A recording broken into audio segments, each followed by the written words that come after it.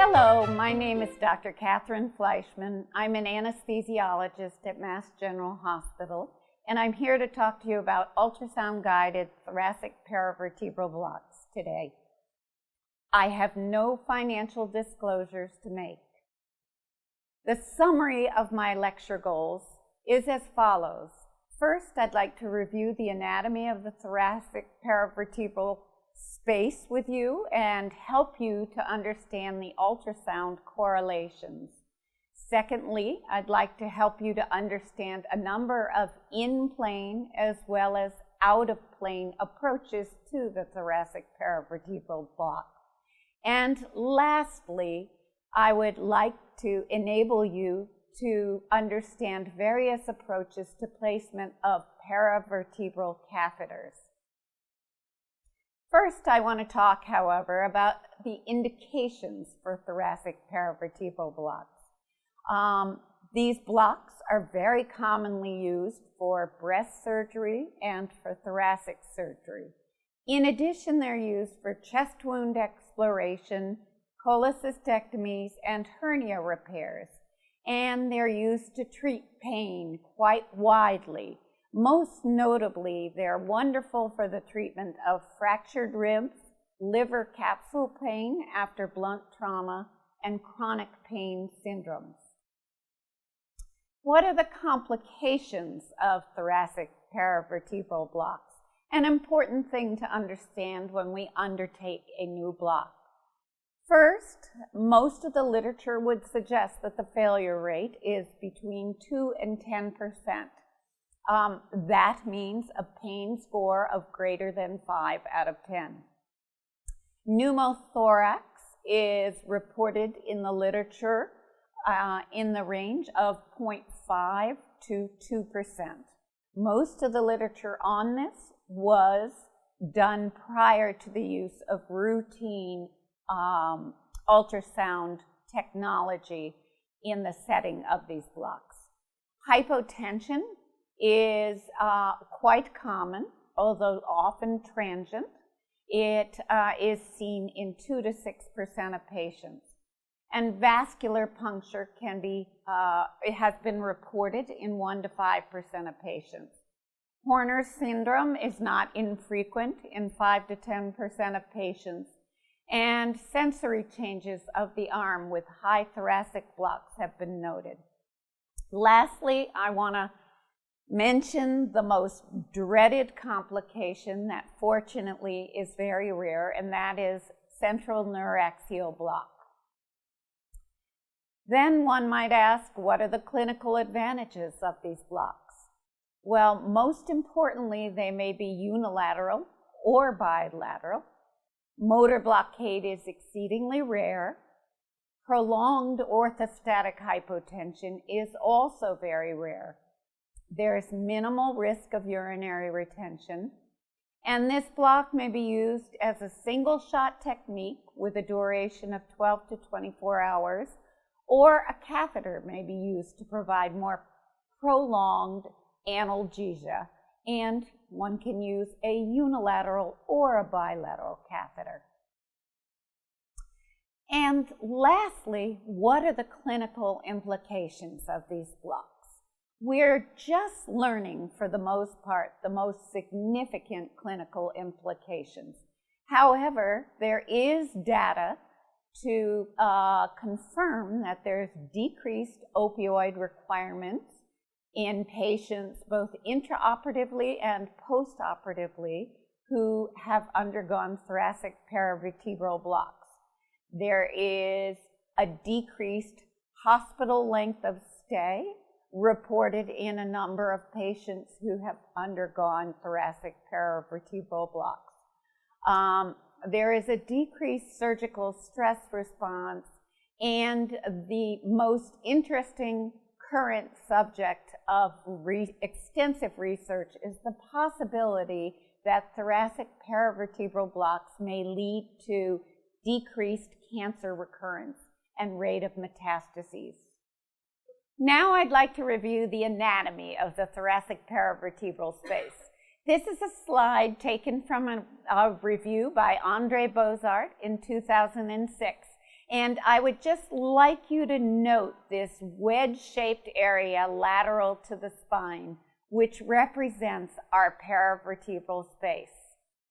And this is a cross-sectional depiction by Dr. Shibata and Chin that is adapted from an original article by Dr. Carmacher in Anesthesiology in 2001.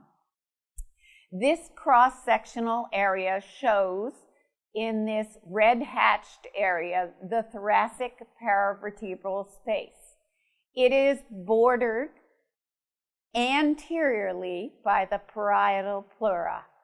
It is bordered medially by the vertebral bodies, the intervertebral disc, the ventral ramus, the dorsal ramus, loose connective tissue, and fatty tissue, as well as the sympathetic chain.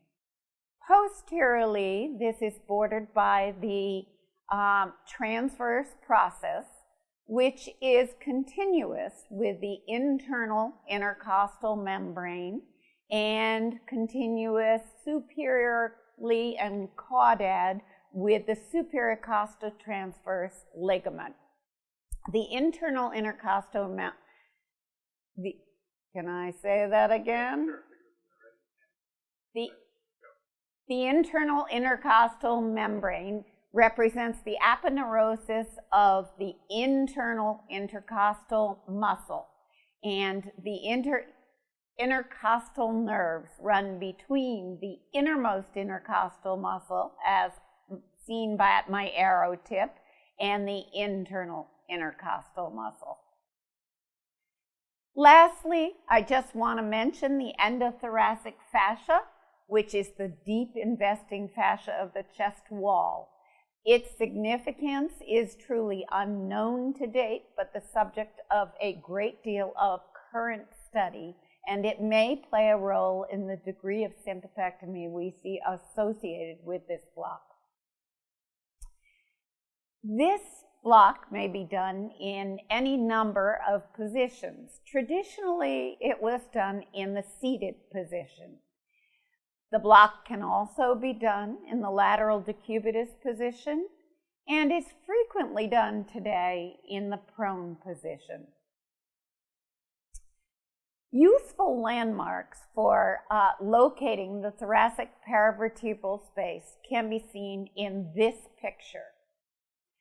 The superior aspect of the spinous process is seen here, and it is directly medial to the transverse process of the vertebral body below.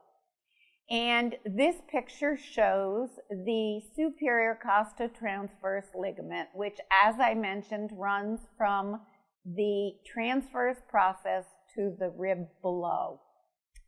Of note, when one is looking at a patient, you can almost always locate C7, or the vertebra prominens, and from there count down to the level at which you want to do your block. When we did these blocks using landmark technique, we generally measured 2 to 3 centimeters lateral to the central aspect of the spinous process to determine where we would do our block. One should still do that to give one an idea of the location at which you expect to place your ultrasound probe. Now I'll go through some of the scanning techniques and some of the approaches to the paravertebral block. In this case, I am showing a sagittal paramedian block. The probe is placed in this position, lateral to the spine, and we scan either medial to lateral or lateral to medial. Lateral to the paravertebral space here, we see the ribs and the pleura. And then we scan, again with the same picture, more medially to the point at which the transverse process overlies the rib. As you can see, this is deeper, broader, and less clearly visualized.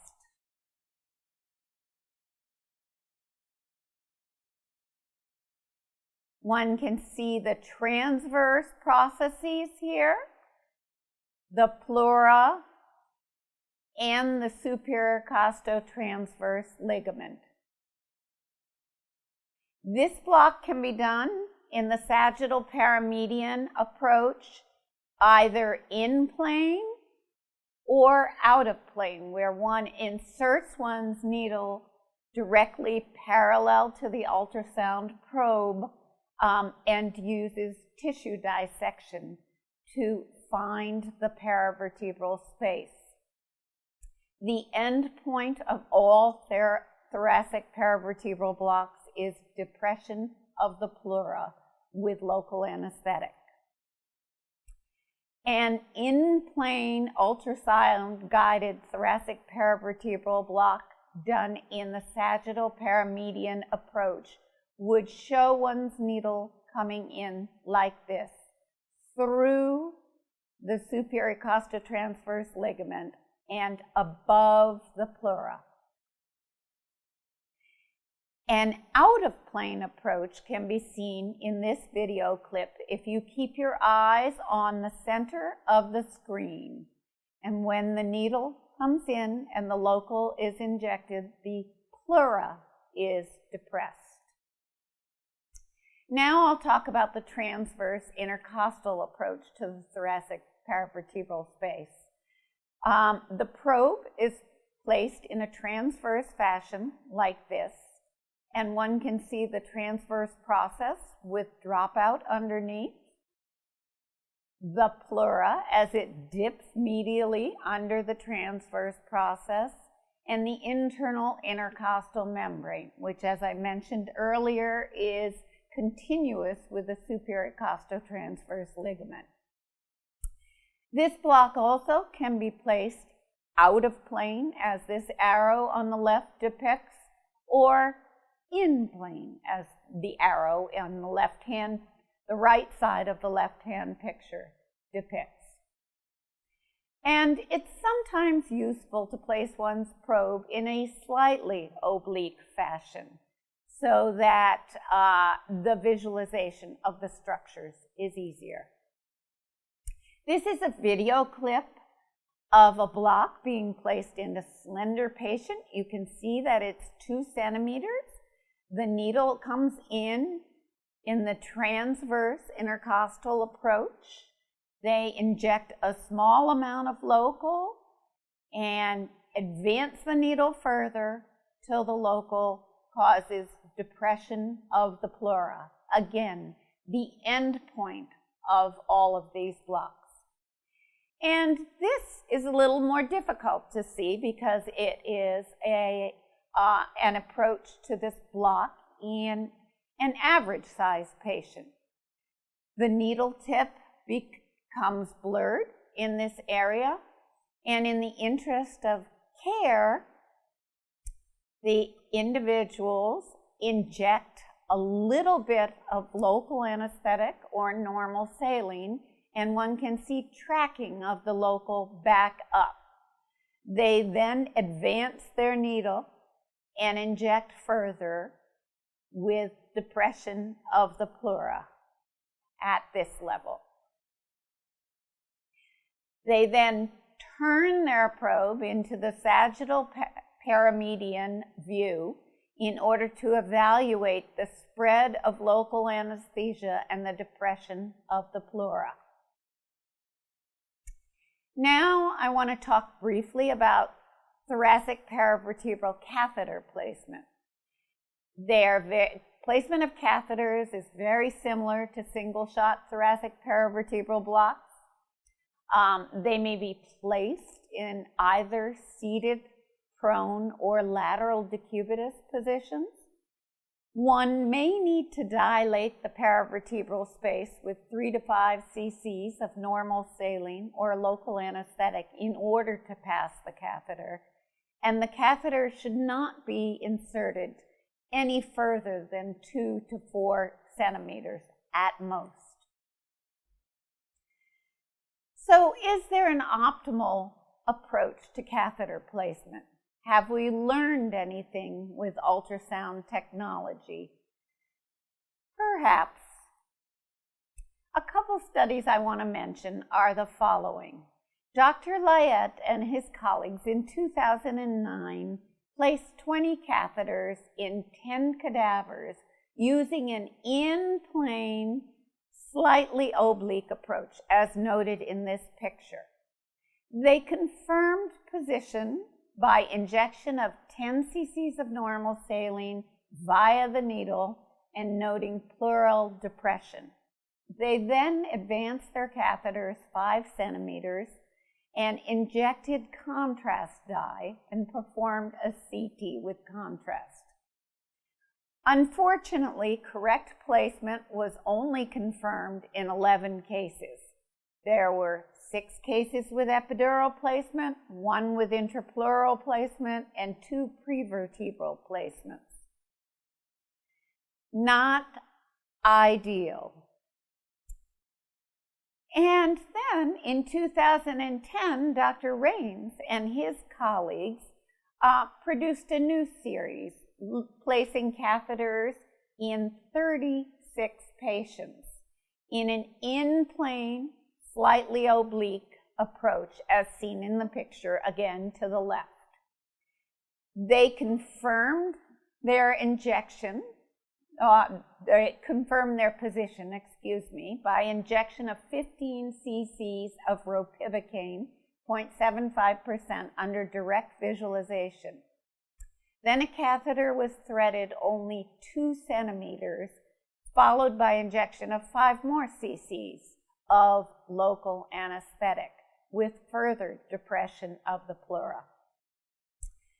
The block success rate was 100%, and catheter position was not only confirmed by local anesthetic injection under ultrasound, but also confirmed radiographically.